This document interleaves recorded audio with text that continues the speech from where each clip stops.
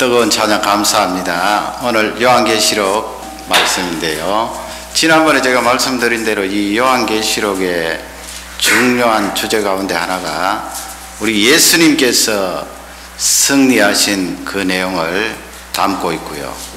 또 재림하실 그 예수님에 대해서 말씀하고 계신다고 설명을 드렸습니다. 재림하시는 예수님, 승리하시는 예수님인데요. 오늘은 그 예수님이 어떤 모습으로 요한 사도에게 나타나는가, 그것을 살펴보기를 원합니다. 11절 말씀을 보시면 거기에 예수님께서 요한 사도에게 그런 말씀을 하시지요. 네가 보는 것을 책에 써서, 거기 에스보드 사빌라 그렇게 나오는데 에베소 교회, 스무나 교회, 에스보드 브가모 교회, 두아디라 교회, 사대 교회, 빌라델비아 교회, 라오디게아 교회, 그렇게 7 교회에게 그 책으로 만든 그 내용들을 보내라, 그렇게 예수님께서 부탁하시는 말씀이 나오는데요. 그래서 이 요한계시록은 편지입니다, 여러분. 그 7 교회에게 보내는 편지예요. 그러면 그 7 교회에 보내는 옛날에 그 편지를 우리가 왜 성경 말씀으로 읽고 받아들이는가? 그 7 교회에게만 해당되는 것이 아니고 그 이후로 예수님 재림하실 때까지 모든 교회에게 다 해당되기 때문에 이 편지로 된 예언의 말씀을 우리가 읽고 듣고 지키는 귀한 일을 하는 것입니다. 요한 사도가 예수님을 얼마나 사랑을 했습니까? 그 요한 사도가 예수님을 만나는 내용은 예수님 승천하시고 나서 약 60년 후의 일이에요. 그래서 오늘 3가지 요한 사도 앞에 나타나신 예수님의 그 모습을 살펴보기를 원합니다. 첫 번째는 초림 때 오셨던 예수님하고는 다른 모습으로 그렇게 요한 사도에게 나타나셨어요. 다른 모습이에요. 13절 말씀에 가면은 거기에 7 촛대가 나오고 그 사이에 이제 예수님께서 계시는데 긴 옷을 입고 계신다고 그렇게 요한 사도는 기록을 하고 있습니다. 여러분, 긴 옷 하면은 누가 생각날까요? 구약 성경에 대제사장이 생각납니다. 대제사장이 성소 안에 들어갈 때, 성전 안에 들어갈 때 긴 옷을 속옷까지 그렇게 입고 성전이나 성소 안에 들어가지 않아요. 예수님께서 그런 긴 옷을 입고 요한 사도에게 나타나신 것은 대제사장이심을 요한 사도에게 보여주시는 거예요. 그 예수님이 대제사장으로서 우리 사람들의 죄를 완전히 용서해 주신 그 모습으로 요한 사도에게 나타나시는데요. 그 다음에 요한 사도가 보니까 그 13절에 금띠를 두르고 계셨다고 그랬지요. 거기 금띠는 왕의 예복을 나타내고 있습니다. 임금님들이 왜 옛날에 여러분 영화나 보시면은 이 금띠를 허리에 두르고 번쩍번쩍하게 그렇게 나타나지 않습니까? 우리 예수님께서 왕으로서, 원래 왕이셨지만은 부활 승천하신 이후에 그 왕으로서의 예수 그리스도 요한 사도에게 나타나셨어요. 지금 우리가 생각하기는 사람의 제한된 그 생각으로 감히 상상을 할 수 없어요. 요한 사도도 그 예수님의 모습을 바라보면서 어찌 언어로 다 표현을 하겠습니까? 14절 말씀에 가면은 머리털이 어떻다고 그랬어요? 머리털이 이 양털 같다고 그랬지요. 그 양털이 하얗고 깨끗합니다. 그리고 머리털이, 예수님 머리털이 흰 눈 같다고, 아주 흰 눈, 그렇게 말씀하는데 이것은 예수 그리스도의 거룩성을 말씀하지요. 그분의 신성을 말합니다. 하나님은 원래 거룩하신 분이셔서 이 죄하고는 상관이 없으신 분이 아니에요. 그러니 그 예수님은 아주 깨끗한 거룩하신 하나님이시다. 여러분, 우리는 어떠합니까? 예수 그리스도의 보혈의 능력으로 말미암아 우리도 흰 눈처럼 양털처럼 희게 되었음을 확신합니다. 얼마나 감사해요. 그 다음에 그 14절 뒷부분에 보면은 눈은 어떻다고 그랬어요? 눈 불꽃 같다 그랬습니다. 불꽃도 뭐 조그만 불꽃이겠어요. 보통 불꽃이 아니겠지요. 그림을 이제 보여드리겠는데 저것도 뭐 제한된 그림이지요. 요한 사도가 바라본 예수 그리스도의 그 모습을 저렇게 그림으로 그린다는 자체가 제한된 그림이에요. 그러나 그저 약간 비슷하게 그려본 거예요. 그 불꽃 같은 눈은 모든 것을 다 아신다는 거죠. 전지성. 여러분, 우리가 조그마한 마음속의 제약이라도 예수 그리스도께서는 다 꿰뚫어 보시잖아요. 그 불꽃 같은 눈으로 심판하시고 우리 하나님의 백성들은 그 행위에 따라 상급을 주시는 귀한 예수 그리스도이십니다. 불꽃 같은 눈, 모든 것을 다 아신다. 그 다음에 15절 말씀에 가면은 바른 풀무에 단련된 주석이라 그랬어요. 거기 주석은 이런 두 가지 이상의 쇠를 가지고 합금을 한 것인데, 주석. 한번 생각해 보세요. 예수님께서 처음에 오셨을 때 얼마나 여러분 초라하셨어요. 그래서 이사야 53장에 보면은 그는 자라나기를 연한 순처럼 그렇게 자라나는데, 땅바닥에서 삭시 돋아나서 연한 순으로 올라올 때 얼마나 연약해요. 색깔도 노랗고, 그럴 때 벌레가 와서 찝어버리면은 그냥 더 이상 살지 못하는데, 우리 예수님을 그렇게 선지자가 표현했어요. 연한 순 같고 또 고운 모양도 없어요. 풍채도 없어요. 그러니 사람들이 그 메시아를 바라보면은 아름다운 그런 흠모할 만한 것이 없도다 그랬어요. 초라하시지요. 거기에다가 태어나실 때 짐승들이 사는 그 우리에 태어나셔서 얼마나 고생을 많이 하셨어요. 그러니 사람들이 그 예수님 사는 동네까지도 비웃고 조롱을 하면서 나사렛에서 무슨 선한 메시아가 태어날 수가 있는가, 그런 말인데, 그리고 예수님 십자가에 달리실 때에 굵은 못에 발이 찔리셨잖아요. 피가 철철 나시고.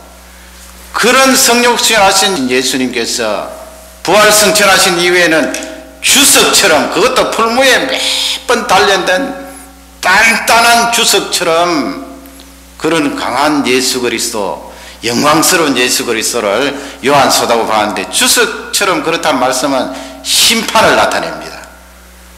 여러분, 예수님께서 예수 그리스도를 믿지 않는 사람들에게 그때는 엄중하게 심판하십니다. 그분이 다 가려냈어요. 불꽃 같은 눈으로. 예수 그리스도의 피가 아니고서는 감히 그분의 심판을 면할 길이 없는 줄 확신합니다. 그 다음에 15절 뒷부분에 보면은 음성이 나오죠. 예수 그리스도의 목소리가 나오는데 많은 물소리 같다고 그랬어요. 요한 사도가 그렇게 표현하는데, 거기 많은 물소리는 이 세상 사람들이 예수 그리스도 재림하실 때 그 음성을 듣고 핑계할 사람이 없다는 거예요. 핑계를 하겠죠, 여러분. 예수님, 나는 예수님 믿으라고 했는데 누가 방해했어요? 예수님, 나는 복음을 들어도 정확하게 저한테 어떤 사람이 복음을 전해주지 않았어요. 예수님, 늘 성경책은 집에 모시고 두었는데 제가 보지 않아서 믿지를 못했어요. 가진 핑계를 다 대겠지요. 그러나 우리 예수님은 그 큰, 어떤 번역에 보면 큰 물소리 같다고 그랬는데, 그 엄중한 음성으로 큰 물소리가 와요. 여러분, 그 나야가라나 뭐 이과수 폭포, 필름에서도 보면은 그 얼마나 소리가 웅장해요.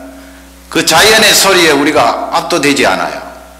우리 예수 그리스도의 그 음성이 그처럼 엄중하고 권세가 있으셔서 아무도 핑계할 수 없음을 요한 사도는 보고 말하고 있는 것입니다. 16절 말씀에 가면은 거기 중간 부분에 처음에는 오른손에 7별을 가지고 계신 예수님으로 되어 있고요.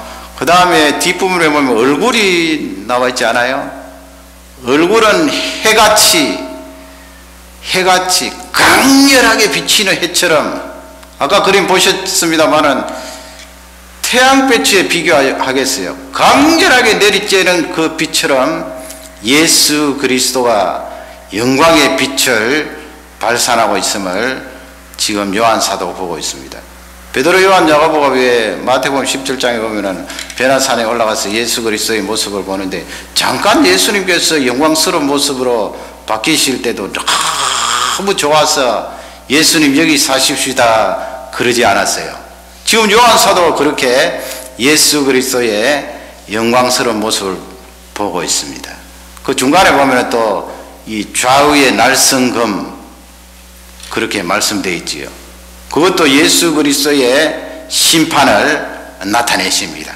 그래서 요 13절에서 16절 사이에 예수 그리스도의 모습을 정리하면 그분이 부활 승천하시고 나서 대제사장으로서 우리 사람들의 죄악을 영원토록 사하여 주셨음을 다시 한번 알려주시고, 그리고 그분이 왕으로서 우리를 영원토록 통치하심을 우리에게 알려주는데, 그분은 하나님으로서 거룩한 신성을 가지고 그 권세로 우리에게는 생명을 주시고 믿지 않는 사람들에게는 심판이 임한다는 것을 요한계시록을 통하여 잘 알 수가 있습니다.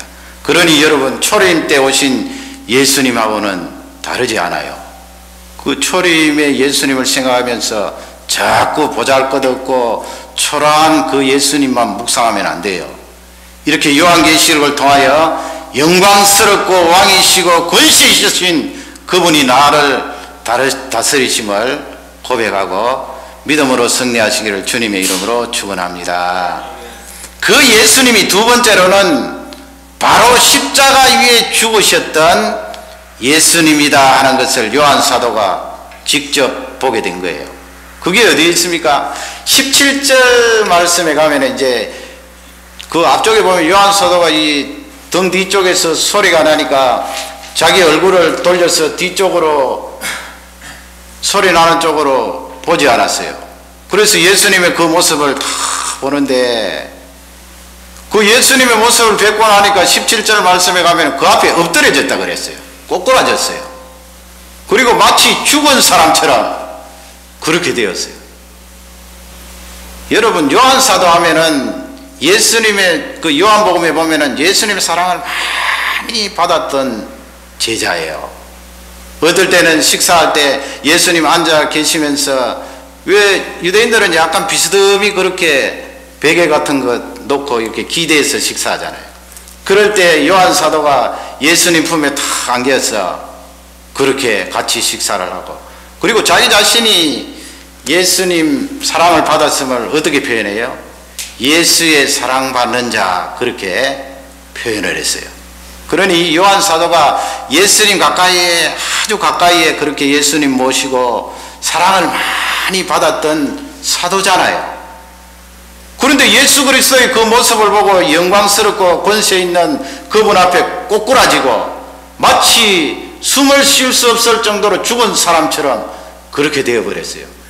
여러분, 하나님의 그 권세와 크심이 얼마나 놀라워요. 자꾸 우리는 우리 생각으로 제한하려고 자꾸 작게 나도 모르는 사이에 깎아내리려고 하는 그런 경향이 있는데, 하나님은 참 어마어마하신 분이에요. 아마 제가 생각하기는 그것도 예수님이 가지고 계신 그 영광과 권세 다 보여주셨겠어요. 다 그냥 한꺼번에 노출하면은 요한 사도가 그 자리에서 죽지요.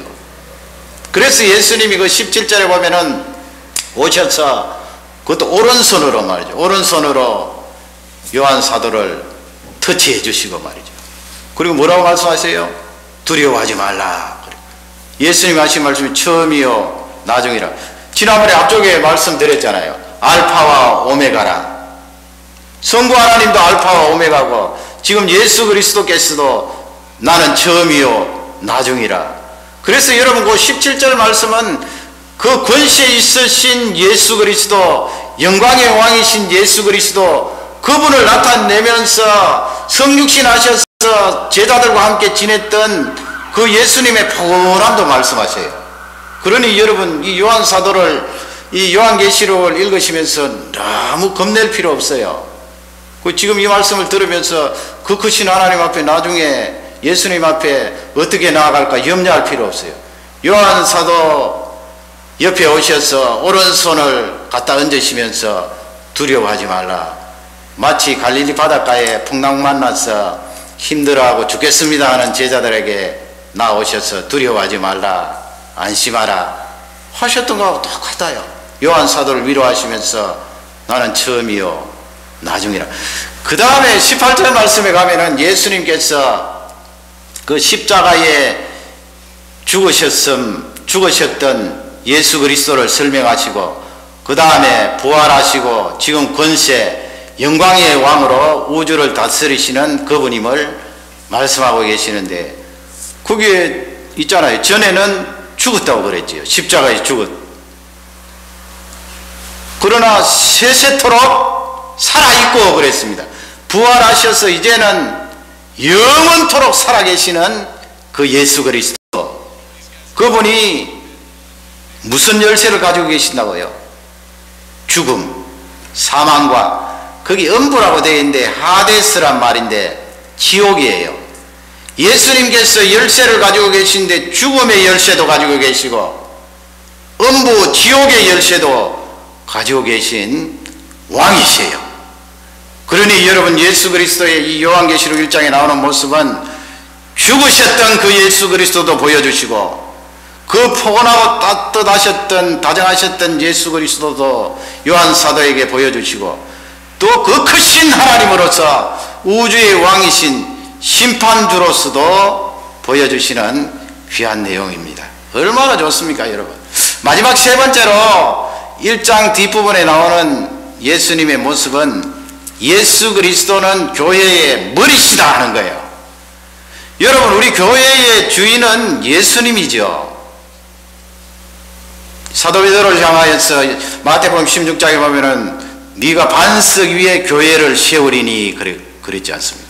거기 반석은 로마 교황이 아니고요, 베드로 사도가 예수 그리스도를 향하여 고백하는 신앙 고백, 그 신앙 고백 위에 교회를 세우겠다. 그러면 그 신앙 고백의 주인공이 누구예요? 예수 그리스도시거든요. 예수 그리스도께서 주인공이 된 그 신앙 고백을 통하여 네가 교회를 세우겠다. 그래서 누가 말해도 어느 사람이 말을 해도 이 교회의 주인은 예수님이세요. 교회의 머리는 예수님이세요. 누구라도 주인이 될 수 없어요. 누구라도 머리가 될 수 없어요. 철저하게 예수 그리스도께서 주인이십니다, 이 교회를 다스리십니다 하는 고백이 있어야 되는 줄 확신합니다. 13절 말씀에 가면은 7 초대 사이에 예수님께서 계심을 요한 사도가 보았는데요. 그 마지막 구절에 보면은 그 사실은 램프 스탠딩이라 그래서 등잔이잖아요. 등잔. 우리 번역에 촛대라고 되어 있는데 그 등잔 사이에 계셨던 예수 그리스도, 그 등잔은 바로 교회를 말해요. 성경 자체에 그렇게 되어 있잖아요. 교회.